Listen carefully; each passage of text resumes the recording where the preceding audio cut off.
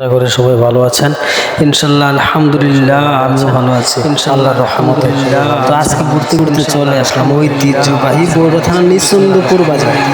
এখানে বিশাল এক সৌন্দর্য জায়গা আছে ঘোরার মতো, কত সুন্দর গাছপালা দেখা যাচ্ছে। তো একটু হাঁটতে হাঁটতে চলে গেলাম একটা চা দোকানের সামনে। তো এখানে যে একটা চা খাইলাম, তারপর আবার রওনা দিলাম যে সামনে দেখি কি আছে।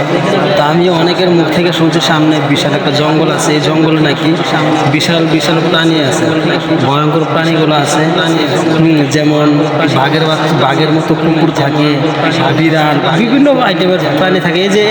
এই যে দুটা লোক এখানে খুব দুষ্টামি করতেছে।